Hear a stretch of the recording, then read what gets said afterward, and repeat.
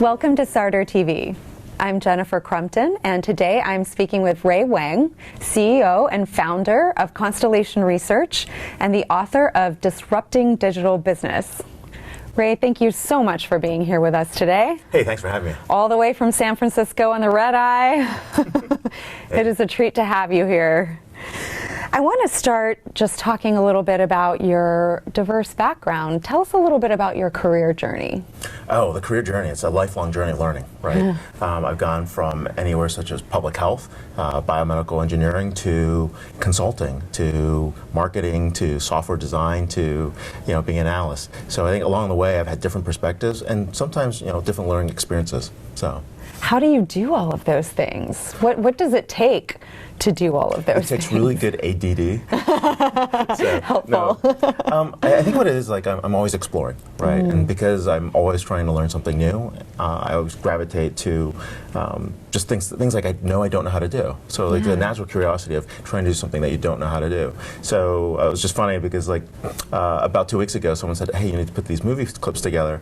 And it took me like 2 hours to figure out how to use iMovie. Never used it, never figured it out, but it's something like, it's kind of cool. But it takes a while, right? And you got to have time to sit down and think. Same thing with different careers. You said, hey, look, healthcare's kind of cool, so I jumped into healthcare. Then I realized, okay, it's not that cool, so I jumped into consulting. Consulting was kind of fun, but then it takes a different kind of mindset, right? So after you do consulting, you feel like you got to build something. So I went to join a company that builds products and builds software. So you pick up different things along the way.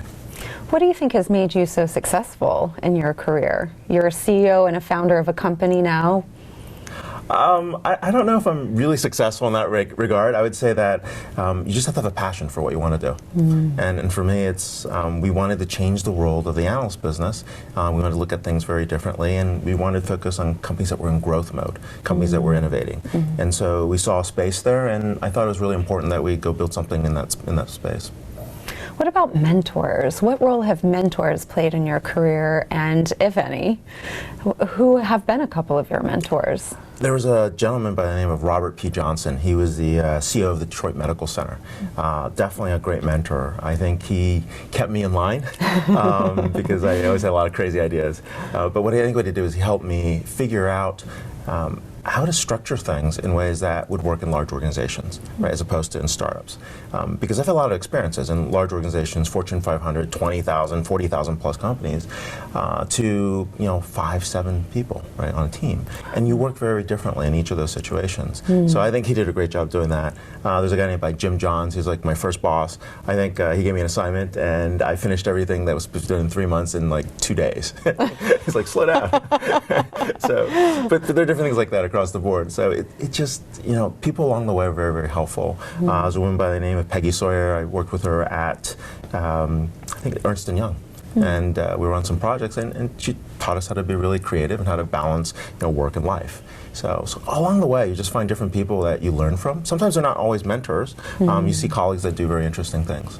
I feel like mentorship is sort of changing and shifting. It's more of a network, like you're describing. It's completely a network. You don't have formal mentors, but if you do choose a formal mentor, the best thing to do is find someone that's at least 20 to 30 years older than you are. And the reason that's important is because there's no competition. Right? They don't feel like they're going to lose their job to you, and they've got a lot of interesting wisdom, and they're in positions that they can kind of help see different scenarios and give you that kind of insight. So when people have mentorship programs, and I see people like the gap is like 10 years, I'm like, oh, that's not going to work, because there's still a competitive threat, right? And you got to eliminate the competitive threat, and people are very, very open to helping you. What do you think makes a great leader? So part of leadership is actually interesting. There are different types of leaders, and a lot of people studied the leadership equation, but I think you got to really believe first in what you're doing, right? And if you have a confidence around that, that helps. But then the second thing is you got to have a story that people can follow. Like people understand that you can simplify, and people say, I really want to go do that.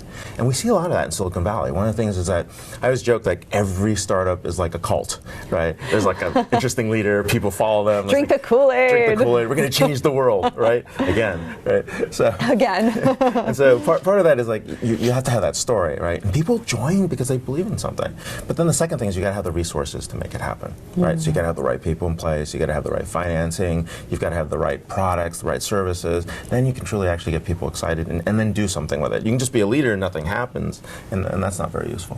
What are some tips for sort of putting some of those things in place that you're talking about that are critical? Where do you start? Where do you start? I think a lot of it comes from just interesting ideas. You solve a problem people haven't solved, right? And you have to go find what that problem is, define it, understand it from different perspectives. And then you figure out, is there a business model around it, if it's a profitable business, or if it's charity, right? Is there a mission, right? Is that mission strong enough to get people excited to donate and get behind? What advice do you like to give young people today? You're young yourself, but what advice do you give people who are maybe coming out of school, entering the business world, and really wanting to rise to the top? Well, this thing we talk about, which is digital artisans, we think it's really important to balance right brain, left brain. Now, if you don't believe in right brain, left brain, that's fine. There's the notion of actually bringing science, technology, engineering, math skills together with anthropology, ethnography, thinking about how to tell stories, design thinking, visual arts, because that's very important. And I think it's the intersection of all these different disciplines, that's where the future jobs are, right? Understanding from different perspectives and pulling them together. We call those digital artisans, and we think it's really important for folks to be a digital artisan and go after that. The second thing that's really important is understand what type of companies you need or you want to work in. There's something I really want to put into one of the magazines, I hope I do, but imagine on one side there's margin, on the other side there is growth, right? And you got to figure out what type of companies you like to work at. Growth companies work very differently. They're companies that are typically very, very aggressive, not necessarily a lot of structure, but crazy, crazy amounts of energy. Yeah. Margin companies are very, very structured, and they're trying to get to a much more predictable outcome. Right? And then there's companies that are pre-IPO and companies that are post-IPO. If you're post-IPO margin, it's like every Fortune 500 company. Right? You're basically going after quarter-to-quarter growth, there's established processes, there's a lot of inertia, you've got a big customer base, you're just trying to keep things moving, and hopefully you go 3%, 5%, 7%, you get really excited, because they're big numbers. Then there's pre-IPO margin, and pre-IPO margin is interesting because you really believe in an idea, right? And you go after the idea. But the only problem is people tell you have to make money while growing it, but that's really hard to do. And I think it's just wishful dreaming, right? Because you'll get there, but it's going to be a long road to be successful. And then what we see are the pre-IPO growth companies. And those are the startups you see in the Valley. Crazy amount of growth, very little structure. If you're growing 60, 70% year over year, you're going to make it. You'll probably be a public company. And just a lot of excitement, a lot of learning experiences, but very, very little structure, not a lot of scale. Right? People actually have to think quickly on their feet. Yeah. Like if you want a structure, if you want a ladder, you're not going to do very well there. Right. And then there are companies that we call post-IPO growth. Those are like Salesforce or Facebook or Amazon. So long you're growing 40% year over year, you can lose as much money as you want. Nobody cares. Right. It's a strange market. But then people start putting structure. They try to scale the businesses. The heroes leave the company because like, oh God, there's this process we need from B School. They're showing up. How do we get out of that? And so you see a very, very different companies start to emerge as they scale out and grow. Right. So you see that kind of shift. So if you understand that, you'll know where you're going to be and be happy. Right. And maybe different parts of your career you want to try different parts or different archetypes of those type of businesses. I guess it's a process of sort of getting to know yourself. You do. And where you thrive. Yeah. Do you like structure? Some people love structure. They like going through a ladder. They like figuring out the goals are really defined. Some people hate structure. They want to solve the problem and figure out and put structure in, which is a very, very different type of game as well. Ray, you note that since 2000, about 52% of Fortune 500 companies have basically evaporated. Why is this? Right, that is the crux of the book, right? We started looking at companies over the last 20 years and we said, what's going on? And 52% of the Fortune 500 merged, acquired, gone bankrupt, fallen off the list, right? So what was it? Was it the internet? Was it the global financial crisis? Was there a change in work styles? Was some kind of global phenomenon? And it turns out it's actually none of those. It's a series of changes that have happened as people become digital businesses. And the quickest way to summarize it is we are in a post-sale, meaning everything after the sale has a bigger value in a value chain, on demand, which is we want to access things right away, but smaller slices of a product or service. We don't need the whole thing, but I just want to have a small piece or a small experience. Attention economy. If I'm not capturing your time or attention, I'm lost. Right? So this post-sale on-demand attention economy is basically the foundation of all these digital business strategies and initiatives that has actually been happening. And the book was written really for companies that weren't born digital to learn from all these digital businesses and how to put those models together. You say that there's been a major shift to authentic business. What is that? What's P2P? Why is this so important? So authentic businesses are important because it's as if almost every day is a day on the Truman Show. Remember the movie? It's like they're following you around as reality TV. It's because of that level of transparency. You can't fake being the low-value leader and a luxury brand at the same time. Right. It just doesn't happen. And because of that, we see massive dichotomies in the system. It's either you're super like high margin, high value, or you're high volume, low value, right? You see big shifts. And so in almost every industry, the number one player is bigger or as big as the second and third player. And so you're seeing these big gaps exist in almost every kind of industry. Now, because that's happening, what people are starting to realize is we're no longer selling products or services, we're keeping brand promises. Right? And that brand promise is the authentic piece. You're being tested every day in social media. You put something out there and it's not true, boom, everybody's on it. Immediately. Right? Immediately. You put something people get excited about, right, that goes up. You do something that's damaging your reputation, everybody knows. And so there's this massive amount of transparency, which is why I don't need as much trust as I did before. It's the areas where I don't see you that I have to build a brand around the trust. But the transparency elevates your brand and it brings your brand down as well. Now, the other piece is we're going direct to each other. Right? We're avoiding as many intermediaries, and that's the P2P aspect. Right? So if I can, for example, find someone to help me build an IKEA shelf on TaskRabbit, that's awesome. Right? I want a home cooked meal munchery, that's pretty cool. Yeah. Right? I want to lend money to people on Lending Club without dealing with a bank and not having to find a hitman to collect my money. Lending Club's the way to go. Right? So each one of these are these models where we're going direct to consumer, and individuals are connecting with each other through a very smaller intermediary. And so by taking out the friction, taking out the transaction cost in any distribution network, that means I can go direct and I save people money, I save people time. How is big data and the insight economies changing industries?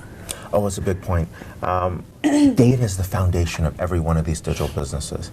And the reason data is so important is not just because of the information that's there. Data becomes information as we put into a process. Incident to resolution, procure to pay, order to cash, campaign to lead. Once we do that, now we start to surface up patterns, and interesting patterns of insight.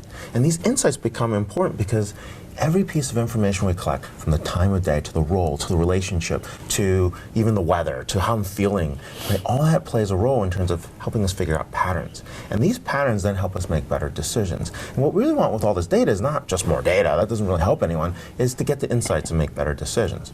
So a great example, looking at a large global 2000 company, we discovered that, hey, look, 71 out of the top 100 salespeople have the same trait. Now, this is a company that spends millions on recruiting, millions on B-School candidates, training, wonderful stuff. But 71 out of the top 100 people have this trait that drives everyone nuts. None of them went to college. Really? And you're like, what's going on in this place, right? Okay, but is that the only trait? So you go deeper and you look at the insights, and it turns out that 331 people out of 500 have the similar trait. And it's not the one about college, it's another different one. And you look at it, what is this? Now, this is sales, right? And people are looking for methodologies, they're looking for different types of people to be in sales. And it's a very, very different game. Sales funnels are dead. People don't really follow those processes anymore. Yeah. And the buying patterns have changed. So it turns out 331 people all spent 1 year in customer service. And it made them better listeners, made them more empathetic. They wouldn't sell stuff that doesn't work because they know exactly what happens when customers call. They know the consequences. They know the consequences. Wow. And it turns out this was the most powerful thing, because the most productive salespeople, the best salespeople, the best relationships were coming from people who actually started in service and support. That's fantastic. And what that does is it changes, right? Now they bring people on the first 3 months, they go straight to customer service and support, even though they're in sales jobs. Yeah. Right? And then they bring them back a year later and spend another month in customer service and support, doing something differently. And it's really changed the way this company sells. Wow. So you talked a little bit about this earlier, but why did you write Disrupting Digital Business, and why right now? So this digital economy has been going for a while. Don Tapscott talked about this 20 years ago, one of the early pioneers looking at digital. But what was important was because people were starting to say, no, it's a social world. No, it's a big data world. No, mobile has changed the entire world. Oh, it's Internet of Things. And it turns out none of that was important. New business models have emerged, right? Over these 20 years, we've seen the business model shift. And so when we talk about digital and digital transformation, this disruption of digital business starts at the business model. You got to think about what you're selling and how that changes. And so it was really important as companies started to jump into digital transformation. It's a big trend this year. It's a boardroom issue. It's going to continue on for the next 3 to 5 years, that they knew it wasn't just about a technology. It's about shifting business models and the way we engage, we interact, and really how we look at how we build future growth patterns. Who should read this book? And what is sort of the overarching big idea that you want people to take away? I think people who are really interested in changing their organizations, people on the boards that are saying, hey, what's wrong with my company? How come we're not growing? How come we're just focused on margins? I think it's leaders who are really thinking about changing their business models or building some more innovation inside their organizations, and that's an important piece. So I think it's people that are just natural pioneers are going to gravitate to the book, and those who want to learn and see what's happening next. So I think those are probably the three. As to what the central point of the idea, we are in a world where this digital Darwinism is unkind to those who wait. There's no time to wait, right? I gave you the stat on 52% of the Fortune 500 have been gone since 2000. But more interesting, in the S&P 500, what's changed is the average age of a company used to be around 60 years when the S&P 500 started. Today, we're closer to 15, and we think it's going to trend down to 12. That's a 500% compression. So if you're sitting around waiting for a digital initiative, you're studying it, you've got these binders, you've got all these people building these committees and plans, you'll be gone. I mean, that's the thing. It's just this compression is happening very quickly in the marketplace. You talk about the fact that organizations and companies are no longer in control of the conversation. How does this affect their strategy and what they should be doing? Now, this is why it's really important to focus on the brand. Right, that brand promise is everything. Now, if we remember Maslow's hierarchy of needs, keep me safe, keep me sheltered, and worry about my ego all the way up. There's a corporate version that we follow. So on the very bottom is regulatory compliance. Don't get me killed, don't get me sued, don't get me fired. The next level up is operational efficiency. For every dollar I invest, I'm going to make 2 or 3 back and save it.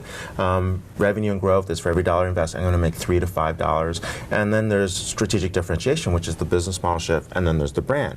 The problem is every company in the world is focused on this pyramid, right? So the resources, the allocation, the budgets, the priorities are focused in this really bizarre way. Well, why is this really important? Well, if you're not focusing on the brand and the mission of the company, then you're actually doing everything in reverse. Because if you can free up money in terms of operational efficiency and regulatory compliance, you can actually free up money for innovation, so you can focus more on the brand, more on the business model, a little bit on the revenue and growth, and hopefully you're streamlining operational efficiency and regulatory compliance. And that's what we really need to do to grow, is we have to flip the pyramid. How has the workforce itself changed, and how must organizations adapt to this to be successful? So the problem with the workforce and the challenge that people see is the fact that the jobs that most of us trained for, the education that we had, versus what we're doing today are often very different. So different. And so if you went out and studied to be, an engineer, you went out to study to be, a writer or journalist, right? Your world has shifted massively, even though you didn't think it would. Because there are engineers now that are doing marketing, right? There are journalists now that are actually, building products, right? And so it turns out that what you really need to do is have skill sets that help you learn. Right, the lifelong learning paradigm, the stuff that you guys spend a lot of time talking about, it's very important. You're in a continuous learning journey. And if you realize you're in a continuous learning journey, you start trying to understand, what do I need to do to improve my career? What do I need to do to see a different perspective? What do I need to do to put myself in the position of someone else? Right? And when you start looking at those different angles, you realize there's a lot more to learn. Right, so you've got your baseline education, your formal education, you've got the piece where you've actually learned on the job, and then there's the stuff that you say, hey, what is my learning plan? Right, and once you start building out your learning plan, you ask the questions like, hey, your third job from now, right? Because no one keeps a job more than right. Well, in the Valley, nobody keeps more job than 2 years, but maybe the more than the job, everywhere else it's 5 years. The point being is like, 2 jobs from now, what do I want to be doing? Now, I had this great conversation with a friend just yesterday. He's got wonderful offers at 2 awesome companies. And one job allows you to work with what we call the dream team. These are people that go out, think big ideas, evangelize concepts, really talk about the future, right? The other job allows you to be a startup founder. And you can go out there and actually build something new that's a product. They're 2 great opportunities. Now, how would you train for the skill set and how would you choose? You have to say, hey, look, what do I want to do after that job? Right? And that helps you start thinking about the plan and what are the skill sets you need. What are some examples of some of the organizations who are successfully navigating the digital business disruption by actually keeping their brand promises? Well, companies like Marriott, companies like Philips, companies like GE, companies like Tesla, they're doing things very, very differently. When we look at Philips, for example, that was like an old line, stodgy lighting company, industrial equipment, electronics, right? And what they've done is like they've taken and they've embraced the shifts, right? They're using Internet of Things, they're tracking data and information, really change and create brand new sets of experiences. You look at Marriott in terms of what they're doing with their guest rewards program, really trying to figure out, hey, who are their most valuable customers and how do they get greeted? What's the whole experience? How do they bring that to life? GE, right? The power industry, like how sexy can that be, right? But they're delivering 99.99999% uptime in their power lines. And they can tell 8 to 10 days before a power line goes down by the wind speed, the humidity, the temperature, the ground vibration, who put the wire up, what's the manufacturer of the wire. They can go and look and say, hey, this line's going to go down. I mean, that's crazy stuff. They have a pretty sexy brand campaign, too. They do. The industrial internet stuff is pretty well. You got to give kudos to Beth Comstock on that. Some good stuff. Right. And so you see these kind of shifts that are going on, and, it's pretty wild. Tesla completely changing the way of how you buy cars, right? You literally order a line, get it configured, and the car shows up at your house 3 to 6 months. Crazy. Right? It doesn't go through a dealer. It just shows up at your house. I mean, wow, how crazy is that? I mean, and people are like stunned that they can do that with a dealer model. Right? And that's the things that actually, that's the disruption. Being able to buy direct without even having to deal with the dealer. Right? Does the dealer add any value? Not sure, I don't know. Right? A lot of haggling, maybe. A little haggling, But the thing is that changes the experience. They still have service centers, they still have people come around, but there's no dealer or middleman in between, so it takes out some of the commission, takes out some of the friction. Right? So for the companies who are developing successful business models around disruption, what does this look like? What are they doing? I think it's actually a number of things, right? If you're an existing company and you're saying, I need to do something different, right? We see leaders emerge. We see digitally enabled CXOs that come back and say, we've got to change how we work. And so they definitely create separate teams. Hopefully they bring them back to the core team. Yeah. But sometimes they create separate projects just to create a brand new feel. Right? And at first people are like, it's just lipstick on a pig, we're just changing a few things around. But when they start to understand what they're doing in the business model, and that is a completely different mission, that's when they see the difference, right? And if they're given enough rope to go after and cannibalize the existing business, then you got something in place, right? But usually, I don't see a lot of companies get to that point, right? They might have the initiative, they put things together, like, hey, we're going to put an innovation lab in Silicon Valley. Okay, that's great. What are you going to do with the innovation lab? And when you bring all the ideas back, right? And that becomes a critical issue, is taking the ideas, taking the culture, bringing it back to the mother company, making sure that all works, right? And if you can do that, then yes, then we see some success, right? But that takes cultural change, that takes a lot of inspirational leadership, that takes people understanding what they're going to cannibalize in the business model, and more importantly, those are companies that actually know what they're not going to do, which is the biggest thing around strategy, is really about understanding what you're prioritizing. So, you talk about the importance of leaders really understanding their organizational DNA in order to be successful. How can leaders go about doing this? So we look at a 2x2 matrix, and one of the interesting things is companies that are into incremental innovation, and that's actually taking some products, pushing it to the next level, which is kind of nice. And then there's companies that do transformational innovation.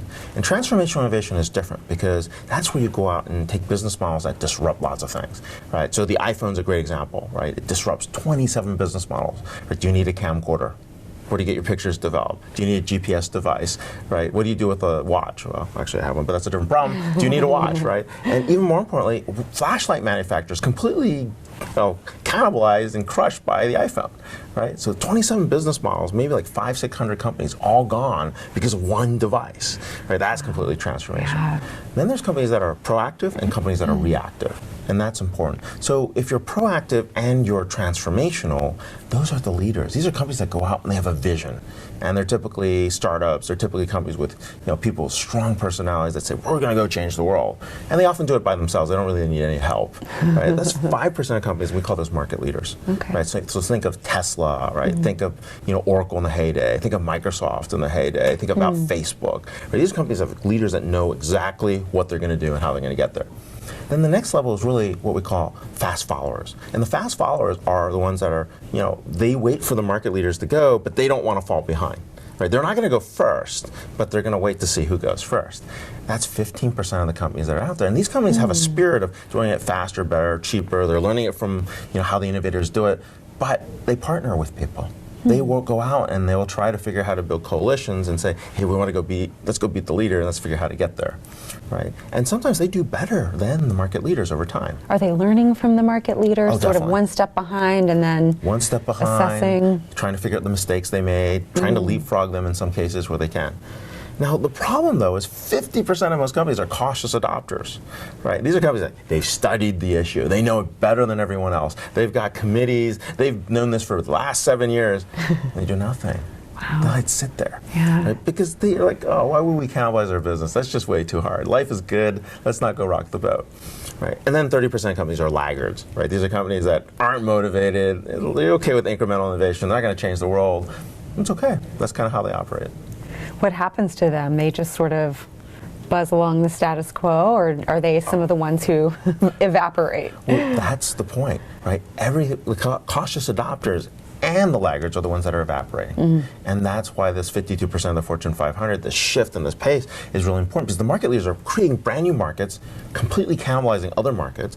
The fast followers are going and doing that as well, leaving the cautious adopters trying to figure out, do we make that shift from cautious adopter to fast follower or not? And that's where we see a lot of the opportunity. But as a company, as a leader, you need to know where your company is first, right? If you're a cautious adopter and you think you're a market leader, then you've got to rectify that very quickly, because if you're not cannibalizing your own market, you're going to do something differently. If you're a cautious adopter and you think you're a fast follower, but you've missed every single trend by like a year and you're falling behind, you got to reassess how you make decisions, right? And so those are important skill sets to know to understand your organizational DNA. I'm sure it's different for every company and every industry, but are there sort of ideas about how to determine when and if to take those risks? Are there basic principles? Or is it all over the map? If I knew that, no, I was kidding. It's all over the map, only because different industries are growing at different rates. You sometimes have different people on your team. I think a general rule of thumb is if you actually are able to take a business and concept and start growing at 30 to 40% year over year, you're in line to be able to do something pretty great. Okay. So in this process, how do you go about building the right structure to be able to move forward? Well, we actually have 5 things that we tell people to do. And the first one is really start with the mission. Right? What is the brand promise? How do you want to craft that experience? And once you understand that, then you can start figuring out how do you bring the teams together. And that's really organizing around digital DNA. Right? So making sure that the right brain, left brain pieces are in place, that you've actually balanced out the teams. Once you have that in place, then you start figuring out what cool technologies can apply to these new business models, right? And when you bring the business models and the technologies together, now you start having interesting platforms. Uber is a great example of this. Like Uber, on one hand, it's mobile. You look, you track down a car, you see how many stars they have, you might skip the driver. The driver's probably wondering, hey, is this person reliable or not? They probably get a whole scene like, hey, this is a crazy person on the other end. Okay, skip this guy, right? You have that in place, and then it's also social. You got the social ratings. It's also cloud, because it takes all the information from the car, the driver, to where you're standing, brings that together to a pricing model so you can actually get billed. And then what happens when it rains? Everybody's calling Uber. And the price goes up. Yeah, surge pricing. Right, which is crazy. It's like 1.7x, 3.5x. Or Thursday nights in New York City. Or Thursday nights in New York City, which is like chaos. Right, and so you see the pricing models happen. That's big data in action. And then you see Internet of Things, because the data that's actually going with the trail from where Uber's going is populating traffic patterns, it's changing the way cities look at services, and all that comes together. So that's an example where the technologies are there, but the business models are being supported by these brand new sets of technologies. And the business model is the most important thing. Like, I actually had car service today, and I had to call some dispatch person to figure out where the car was. I was like, wow, that is so antiquated. Normally I'm just So like, okay, old where's the guy on the map, right? Right, so it's so old school. The guy has a sign, he's got a number, you're checking. I'm like, what's the plate, right? So it's chaos like that, but you can see the night and day difference around that. Now, once you have data in place, which is the fourth piece, data is that foundation, right? We start making database-driven decisions instead of gut-driven decisions, right? And so we use the data and the insights to say, hey, what do we do next? What services do we offer? And then the last piece is important. It's about co-innovation and co-creation. Right? You want to open up your platforms, you want to open up your systems so other people can build on top of it. And when you get that, you get digital scale. So start by getting the mission and the brand right and build business models against that. Think about the people that are important, get the digital artisans in place. Then go out and figure out, hey, what's important here? Like, how do we take new technologies to these business models? Then start taking the data and the insights and the insight economy, take the data-driven decisions and use that to your advantage, and then open it up. Give it to other people so they can build on top of it. And those are 5 ways to actually structure this. So then how do you build the budget for this process? Budget? What budget? How do you go about, figuring it out, building the correct budget? That's basically back to the business model design, right? You have to see what the risk tolerance is, who wants to make those investments. But one of the things you can do is use certain things to optimize your infrastructure so that you can fund innovation. And we see a lot of technology optimization to fund innovation in a lot of projects. So if we can free up some money, if we can put things into, like in consolidated systems, we can use the cloud, lots of different ways on the technology side. On the process side, trying to think about how you actually build, I'd say multi-talented teams that are actually in place, how you staff for globalization. So all these things come into play. Okay. What is data exhaust, and what should we know about this? Data exhaust stinks. No, I was kidding. Data exhaust is everything you touch, right? Every interaction, every touch point, right? Every click, right? Checking into a room, like all those things actually leave different crumbs, right? And what we really want is take those crumbs, apply the context to it, and what we're really getting is rich, relevant insight. The more data we have, basically the more context we have, it becomes important. And so the data exhaust that's out there right now might not seem important. How much power did this building use, right? How much water is being consumed? Who passed through the gates, right? What is the density from a satellite imagery of like the parking lot? It sounds like interesting stuff. It's random information. But let's say we wanted to put up a pop-up store in Times Square, right? Now, normally rent's a month. You might be able to rent a place for a week. But I want that place for 4 hours. What's the rent between 8 to 12? I don't know. But I've got all this interesting data exhaust that I can start creating correlations and say, hey, you know what? That may be $5,000 for a 16 by 16 booth. Okay, kind of interesting. If you want it in the afternoon where we know there's a lot more foot traffic than in the morning, that might be $10,000 for 4 hours. Right? And you want it in the evening between 8 and 12, we're going to have to charge you a lot more on a weekend. Right? And so you can start creating different products and services using the data, using the context, and bringing that together. How do contextual relationships drive relevancy for companies? It's simple. If I'm not relevant to you, if I'm not grabbing your time and attention, as we were saying earlier, we can't engage, right? You can choose not to engage by ignoring people. And so if things aren't relevant, I'm checked out, right? And so this is why context is important. So we talk about context by time and location and role and relationship, but the context of weather or the context of a situation or the context of sentiment, how do you feel? That all comes together. And each one of those data points allows us to create different types of scenarios. So do you get coffee in the morning? I do. What time? First thing. 6, 7, 8? Yeah. Okay. Do you get the same thing every morning? Yes, I make it at home. Okay. So predictive would say, hey, you make coffee at home, you rarely go out and buy coffee. Yeah. On a vacation, what do you do? I seek it out wherever it's closest. Okay, so it turns out you're a convenience buyer, right? Yeah. So the model would actually say, hey, look, you're a predictive person, always make your own coffee, on the road, you're gonna go, what the closest offer you'll take, right? But then there's some interesting things. Maybe you can go out for a run and you'll order something different, right? Maybe you're with a different friend in a different city, you might go to a different type of coffee shop versus something else. And so those patterns start emerging. Predictive would tell me that you were gonna do some of these things. Intention-driven says, after a while, I'm going to make you different types of offers and see what you actually bid on, right? So if you bid on something or take something or use that action on an offer, I know that, hey, there's something else behind it, and I'm trying to get to that context to be relevant. Now, if I do that without you knowing, then you think it's creepy, right? And that's where you draw the line between privacy and convenience. What are some of the keys for organizations to develop an intention-driven mindset? So there's one of the things that we're seeing a lot, and it's really around design thinking and design thinking training, and really helping people understand not just the persona design, but also the interactions, also the business models around it. And that's where people actually start. And I think a great place for people to begin is actually to understand what design thinking is, use that as a methodology to solve sets of problems, use that as a common language to actually create new types of products. And it's a good place to start from I'd say from a basic skill set level. What are some of the big trends and innovations that you see coming in the future? I'm going to ask you to look into your crystal ball, but based on your expertise, where do you see it going? Well, we see a couple big trends. One is augmented humanity. Right, we're seeing computers make a lot of decisions. The robots are not taking over the world yet. It's not a dystopian future, but Will Smith doesn't need to save us yet. Will Smith can save us later, but not now. But that augmented humanity is really about helping and using computing power to make better decisions, right? And we're going to actually be able to democratize decision making as people actually see how all the context comes together. And so you can start making small sets of decisions and empowering people on the front end of the workforce to say, I know that customer. They've been here 3 times. They have 3 green sweaters. Let's not offer them another green sweater, right? Instead of, hey, they got 3 green sweaters, let's give them a 4th one, right? We try to offer something different and see how they react. And that's where we see augmented humanity kind of play a role. Okay. The second was what we call mass personalization at scale.